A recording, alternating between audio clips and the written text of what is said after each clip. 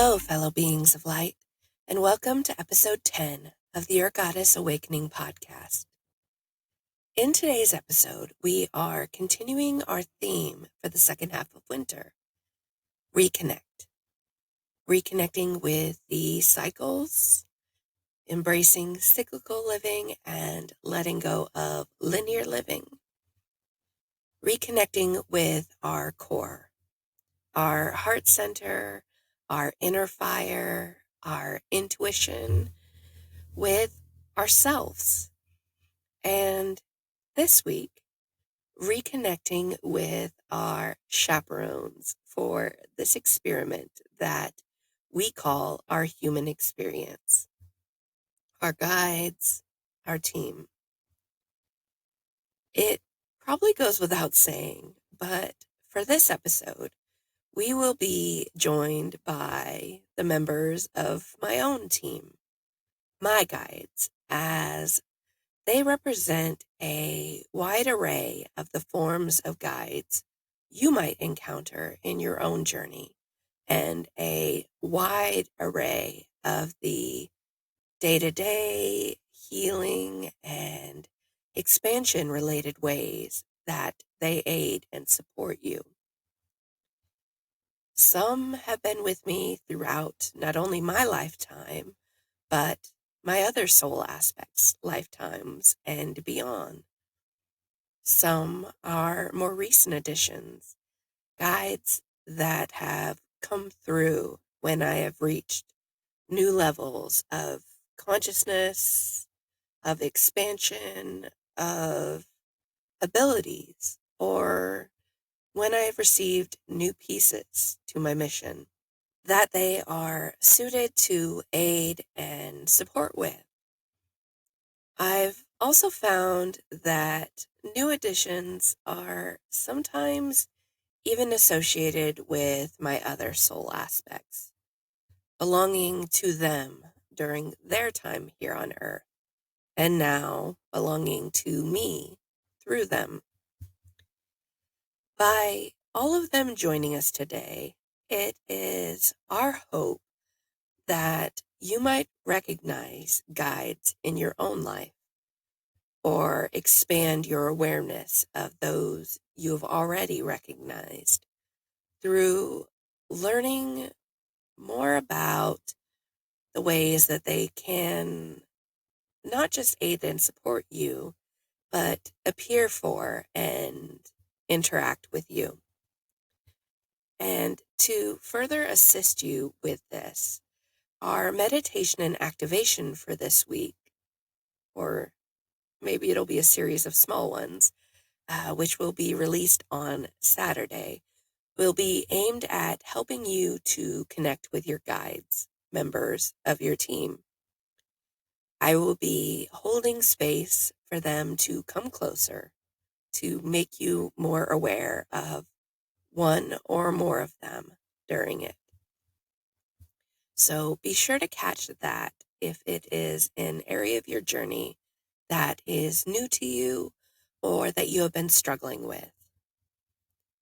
As for this episode, we will be working more with the knowledge aspect of guides and teams, seeing what comes through. I want to preface this discussion by indicating that my perspectives on the who and what and more of guides are based on what I have received and what I have experienced personally. Others may and do hold and share different perspectives. You might as well.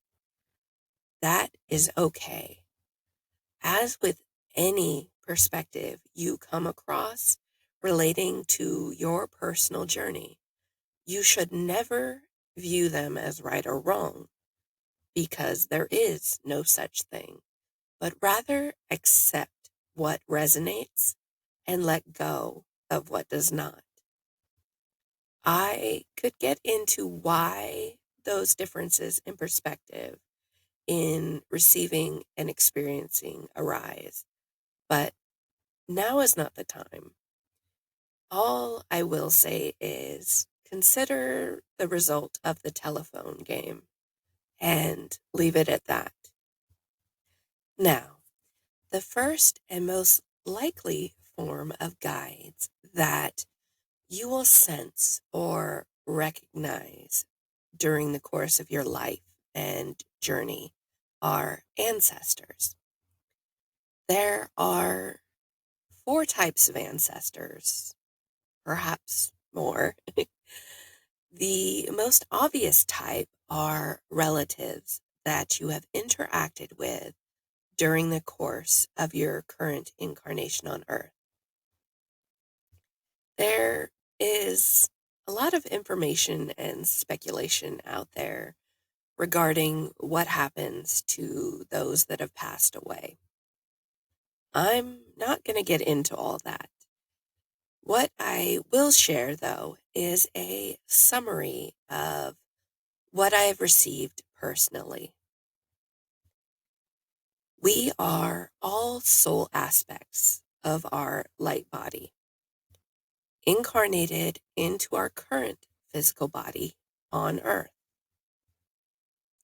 When we pass, our soul aspect will either ascend back to our light body if we have reached that level of consciousness, of remembrance during our lifetime, or they will ascend into the channels which soul aspects travel through while awaiting their next incarnation, their next opportunity to work towards ascending back to their light body.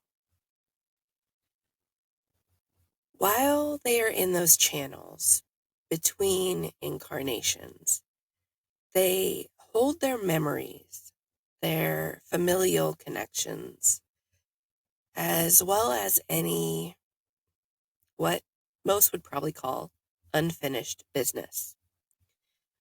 Things that might be holding them back from choosing their next incarnation. The knowledge of what happens between incarnations was received by me from a soul aspect traveling through those very channels. Her name was Edna. She was uh, an elderly woman, a spicy one at that. I think that's the term I would use for her. She was a soul aspect that both reached out to me randomly, that had never happened before, um, because I am a spirit channel, and I can communicate with soul aspects within those channels to let go of something that she needed to, but also to share with me things she felt I needed to know, because I had lost people close to me over the year or 2 years prior. For about 2 weeks of my life, Edna hung out with me, worked with me, played a temporary role of guide, and then she moved on. The most memorable part of that time is not only being able to reconnect during that time in between with someone she cared about deeply, her husband, which gave me hope as far as someone who had passed for me, being able to reconnect with someone they had been missing. But she also, she compared the channels that soul aspects travel and communicate through as being like the EAC the turtles travel through in Finding Nemo. It was a visual that she sent me, and I still find it funny to this day, but I think it's fairly accurate I am sharing this information because from it, I believe that our ability to directly interact with those that have passed is limited to that time between incarnations, between when someone passes and when they choose a new physical body to incarnate into. It may be short, it may be long, depending on if they have any of those so-called types of unfinished business holding them back. Once they have chosen a new incarnation, our direct access to that soul aspect, that person in our life, is gone. That is perhaps where my perspective differs most from others. But my perspective doesn't mean that you lose indirect access to them, however. The energy field that surrounded them during their lifetime and the time before their next incarnation still exists.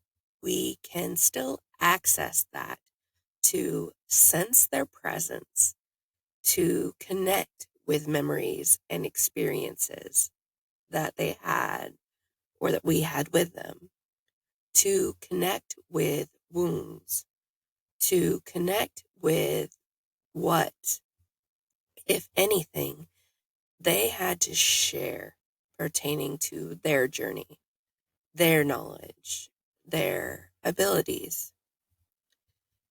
Think of it like echoes across time, residual energy instead of communication. I myself have experienced the shift from one to the other type of access, direct to indirect, when it comes to my own grandmother, someone who was an important part of my life. When I was beginning my journey, I could communicate with her.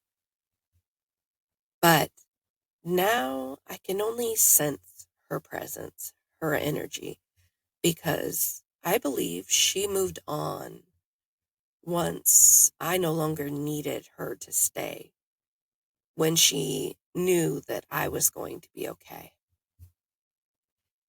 And it is this indirect access that I believe would apply to the second and third type of ancestors as well. The second being ancestors further back in your familial line that were unknown to you or who lived prior to your current time on earth. And the third being ancestors belonging to your fellow soul aspects, those connected to you because you descended from the same light body. For me, I've found that I have access to an unnamed shaman. He won't give me a name.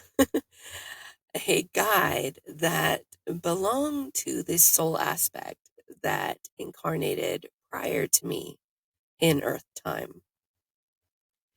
When it comes to these types, you can access and receive the same indirect residual energy from them. You can access it, you can receive it, you can work with it, and you can heal it. And that's kind of where healing wounds across generations, ancestral wounds, comes in. Now, the fourth type is a bit different.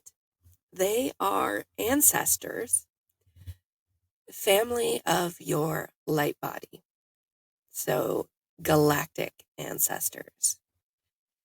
You may have the same indirect residual energy with some of them if they made the choice to separate into soul aspects that would incarnate into the Earth experiment, like you clearly have. I say may because I haven't accessed any such galactic ancestors personally. So I don't know if it's possible, or I just realized I also don't know if when our light bodies choose to separate, if they cease to exist temporarily, I guess, until we reconnect with them. I hadn't even noticed I hadn't received that yet. That's interesting. I'm going to have to think about that one. I have, however, accessed galactic ancestors who did not make the choice to separate, who still obviously exist in Andromeda, where my highest light body originates from.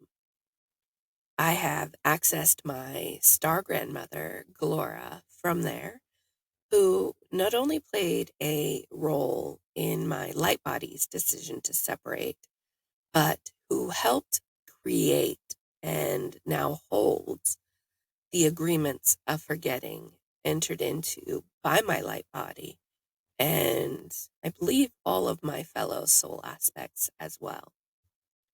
She is one of my guides, a member of my team, and clearly someone who is helping release those agreements when the time is right.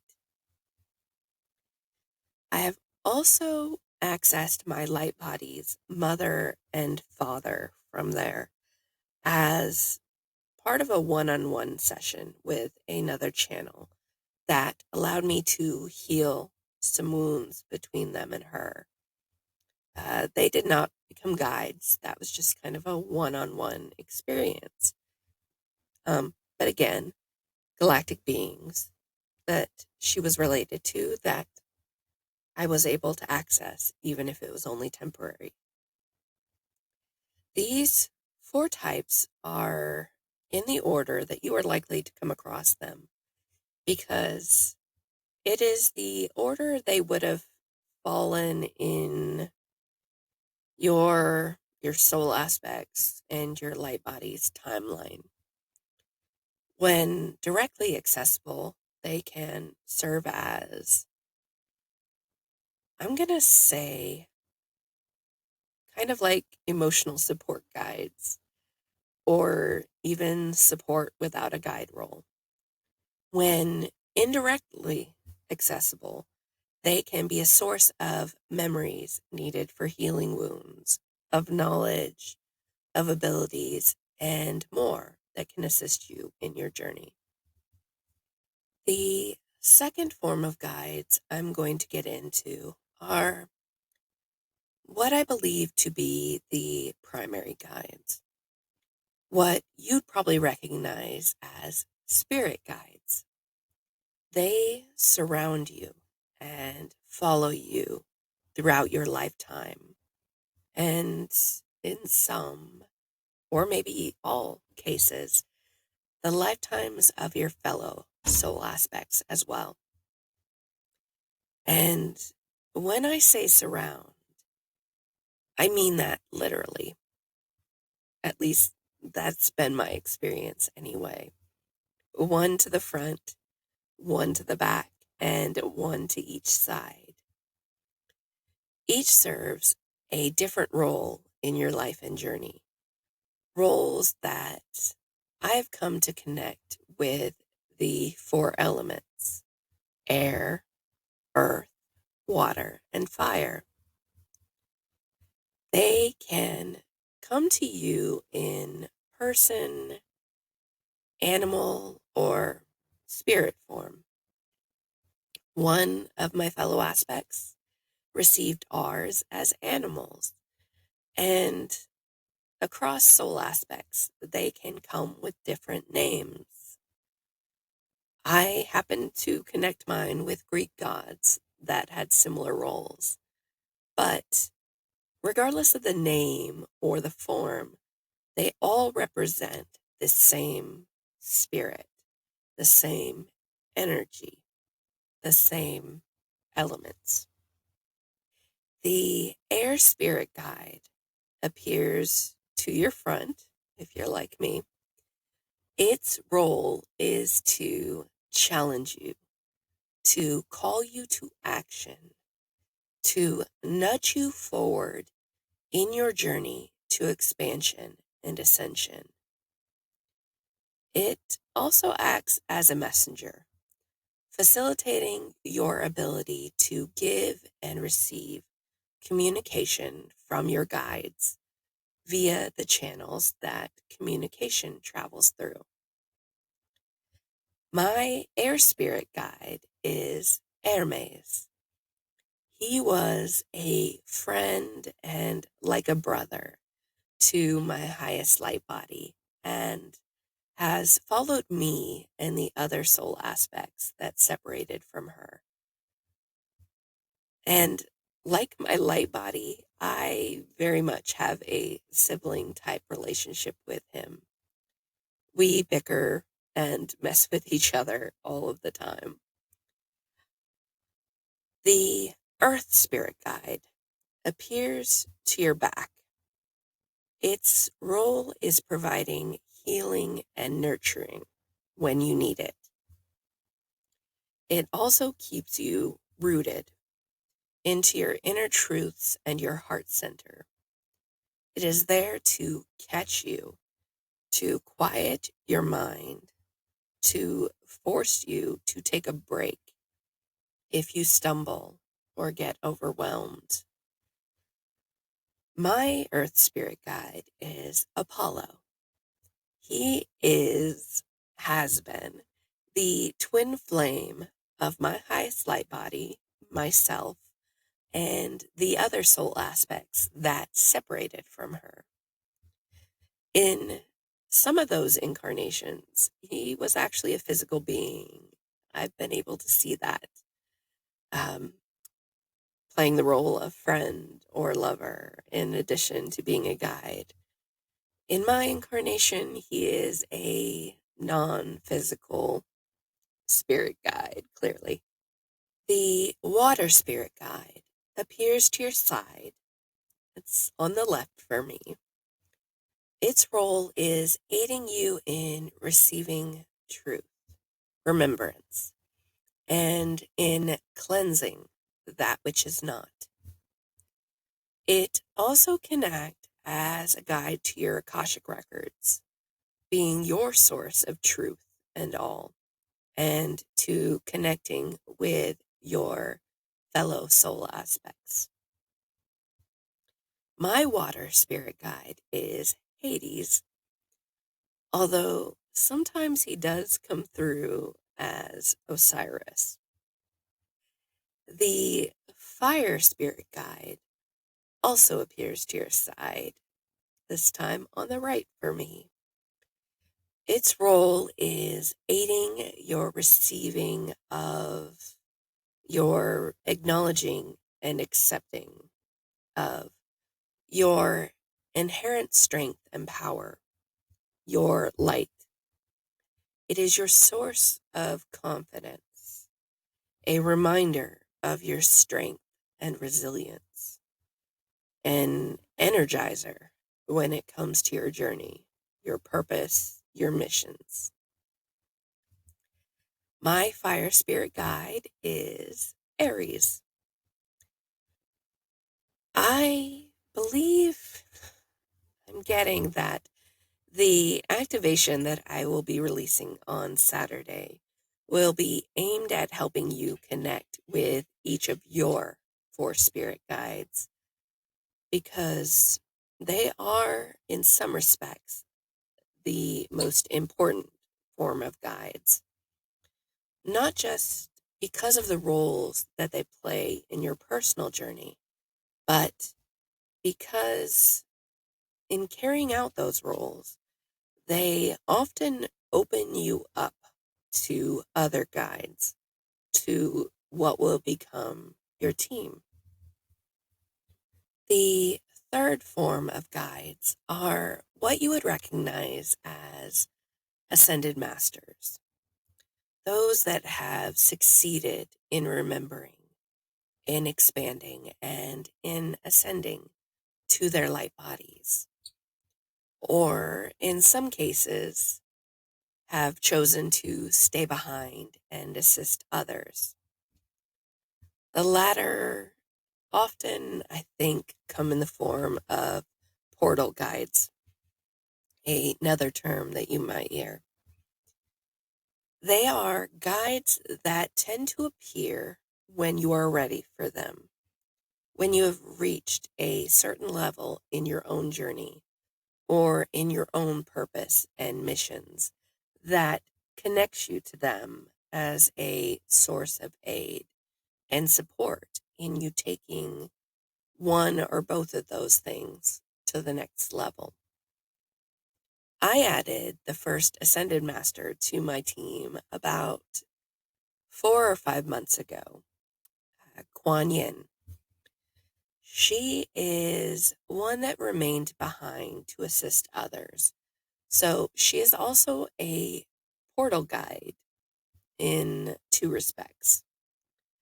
The void, she's actually known to me as the Void Mother, and the channels that soul aspects ascend and descend through from and to incarnations. Now, these channels are slightly different than the ones I spoke of earlier. They flow up and down vertically, as opposed to side, horizontally, like the channels that soul aspects travel through between incarnations. That's how I see them. Both the void and the ascension channels are similar in that they are convergence points. And I think that's why I bring in portals and the idea that these guides might also be portal guides. The void being source, the convergence portal of all connecting as one, of all co-creating as one. And the portal of the ascension channels being the convergence point of above and below, of ascended and descended.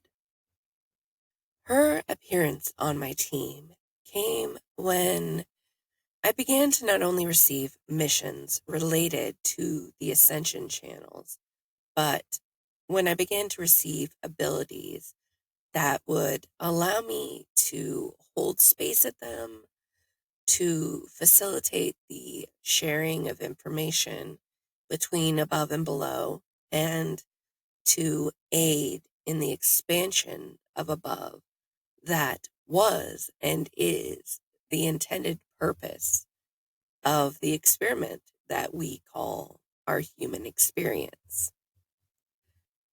The fourth form of guides are what you would recognize as deities, inner gods and goddesses, representations of the divine masculine and feminine that lie within each of us. In my own personal experience, these are guides that you seek out rather than guides that you receive naturally. Don't quote me on that, though. Again, that's just been my personal experience. You seek them out because they represent qualities, abilities, knowledge, and probably more that you resonate with, connect with, and want to embody or utilize in your journey. They may or may not be the actual gods or goddesses that we know from history, but rather guides that we call upon that just happen to share the same or similar list of things I just ran through. We just choose to see them and call them by forms and names that we recognize. I have three guides that are represented as goddesses in terms of Earth history. Kuan Yin, who we just discussed, is considered by many to be a goddess from Chinese mythology. I view her more as an ascended master than a goddess, though. Isis, known as an Egyptian goddess, who comes to me as a member of the Galactic Council that initiated the Earth experiment that resulted in our soul aspects being here, and who has played a role across my soul aspects and light body's life. One of a mentor and guide. Oh, and my highest light body is telling me interfere as well, sometimes in good ways, sometimes in bad. While I initially viewed her as an inner goddess guide, she has evolved as I have unlocked my knowledge and abilities and connection beyond Earth and into the galactic realm. Was it a coincidence that I sought her out? Or was it the universe starting to put this guide into my path? I don't know. I don't have the answer for you. Many have the same evolution when it comes to her. And I think this is likely because of her choice. Like many other gods and goddesses that we come across in history on Earth, to come below to Earth, to interact with, observe, or aid those below who they are responsible essentially for sending here. And finally, the third would be the Morrigan, a Celtic goddess who I have a connection with via one of my fellow soul aspects, who was a female druid in Wales during her time. I, like Isis, initially sought her out, coincidence or not. But she is, in a way, also someone I saw as another air spirit guide for me in goddess form, because her role as a goddess in history was challenging warriors, calling them to action, and also being sort of a bridge between the physical body and soul aspects. And actually, considering I call my four spirit guides by the name of Greek gods, I would say they fall under this form as well a bit. As in, I likely started connecting with the elements and everything and started seeking out representations to use as guides. And they ended up being my primary guides, my ones that have always been with me. I think what I am trying to get at with these examples from my own experience is that as we are embarking on our journey, historical gods and goddesses with their defined roles and personifications are something that is known to us, that we can seek out and aspire to. And when we do so, we often end up stumbling on a different form of guide that carries out the same roles or has the same personifications. I think that makes sense.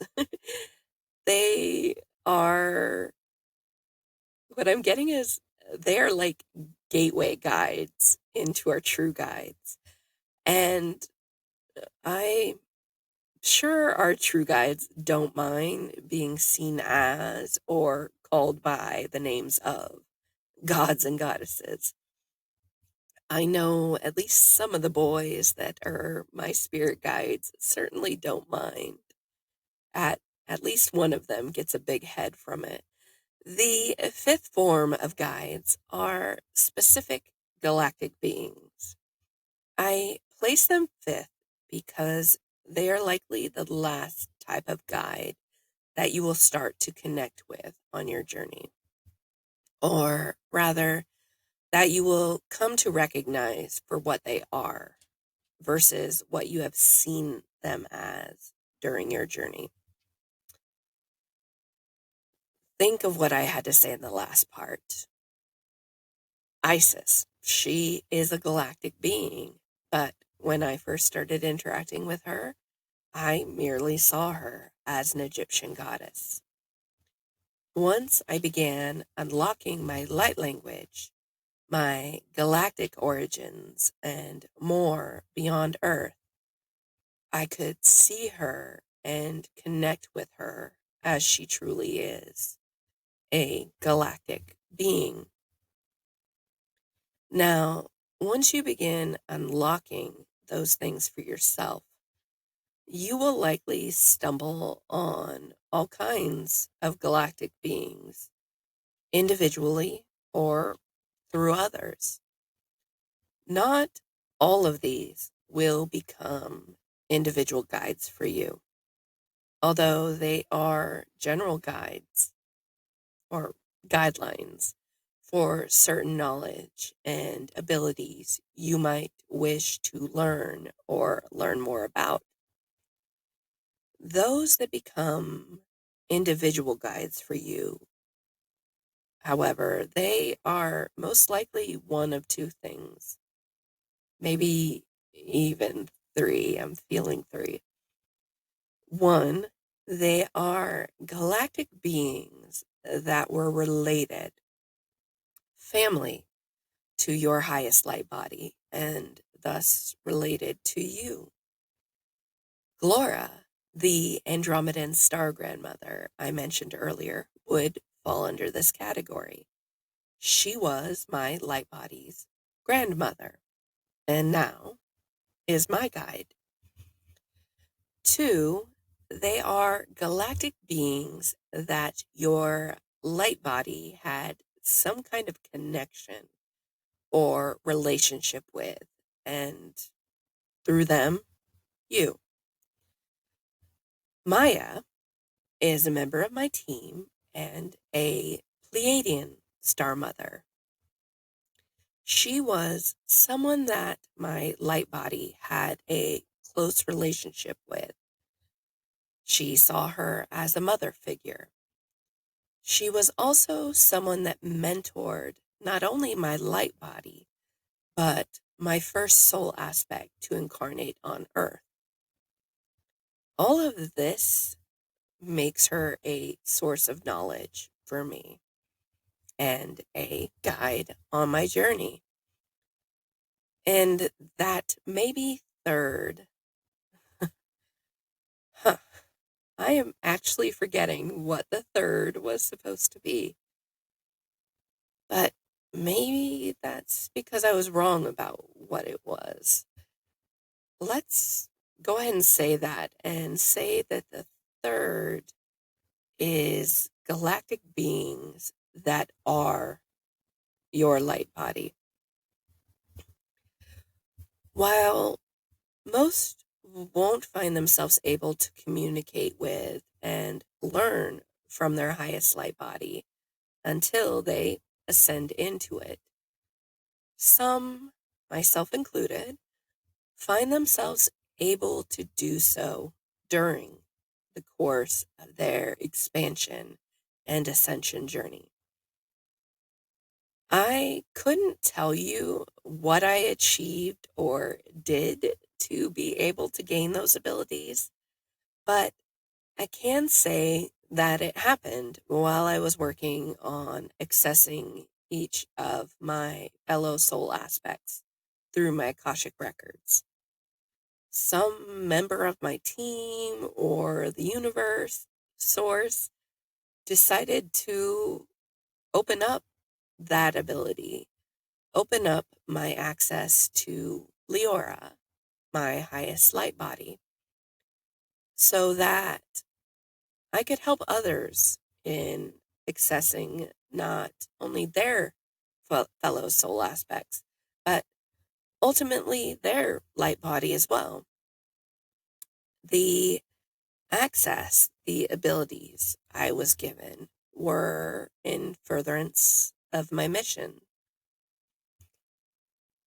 Now, I bet you thought the fifth form was going to be the last. Nope, I've got one more for you.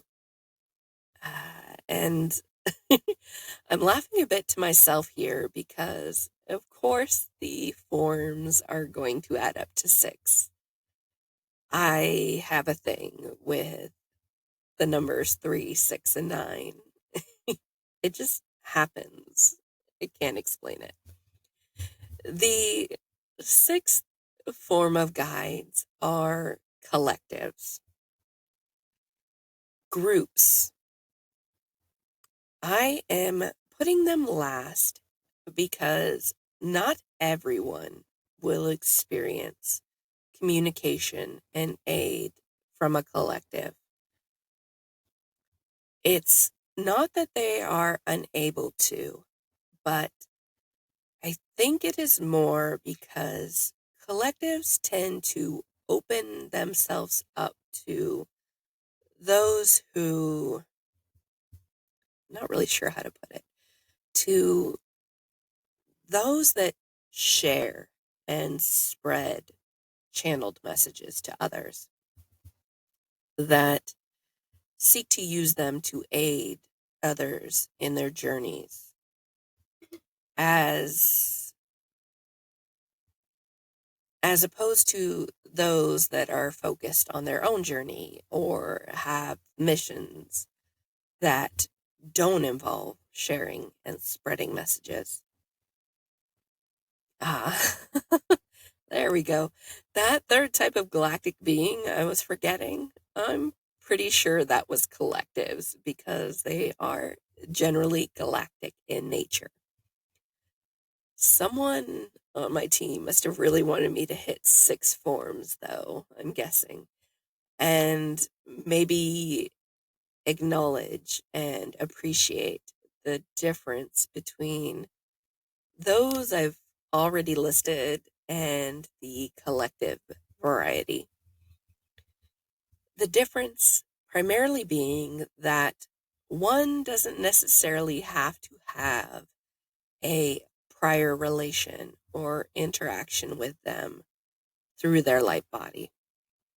Rather, a collective is a galactic group, either one type of beings like Pleiadians, Arcturians, Syrians, etc., or a mixed type of beings like councils that reaches out to you to share knowledge that they want you to pass on to others or to use to aid others. That not necessarily part I dropped earlier. The collective that communicates with me or through me wasn't associated with my highest light body, with Leora, and also wasn't made up of fully galactic beings. I'm going to have to explain that.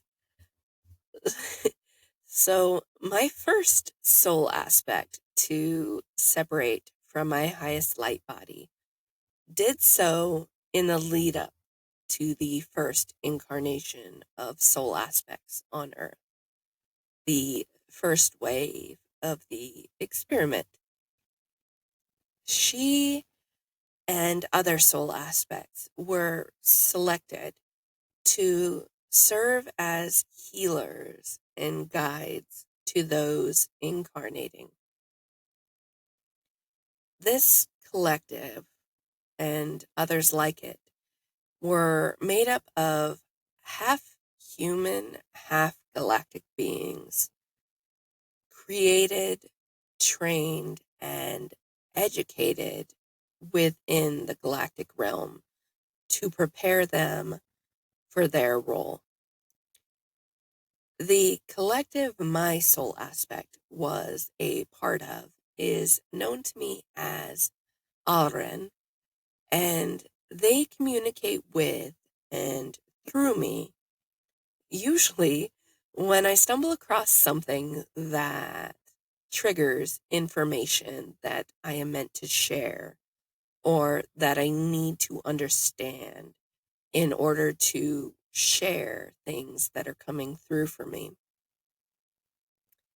I am currently working on expanding upon my communication with all of my team as part of this podcast, the activations we do, the offerings that we're going to have. And that includes the collective Allren. But up until recently, that has been the extent of my interaction with them, receiving information that is important. And more recently, receiving some aid and healing that has needed to happen while working with the soul aspect that they served with. There has been that too. You may never have a direct collective experience yourself, but if you are listening to my podcast, you are likely following other spirit, energy, or light language channels as well. And we do have those experiences and share them with you. So it is good to be familiar with what they are. Now, there are other forms of guides beyond those that I've shared here, but I have chosen not to get into them because I don't have personal experience with them and I haven't received anything about them that would allow me to share about them with any kind of authority. I'll go ahead and leave that to other channels that are out there. If you have been keeping count, I have shared 10 individual guides and a collective that are members of my team. And I would probably actually include my inner child and the inner children of my other soul aspects as well on this list, but not to the forms of guides that I've included here. Why not?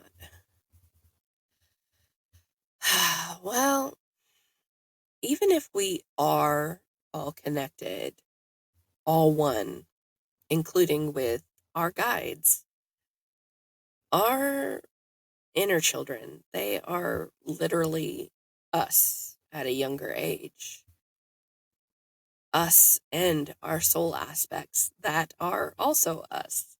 Kind of feels like a tongue twister one to happen there.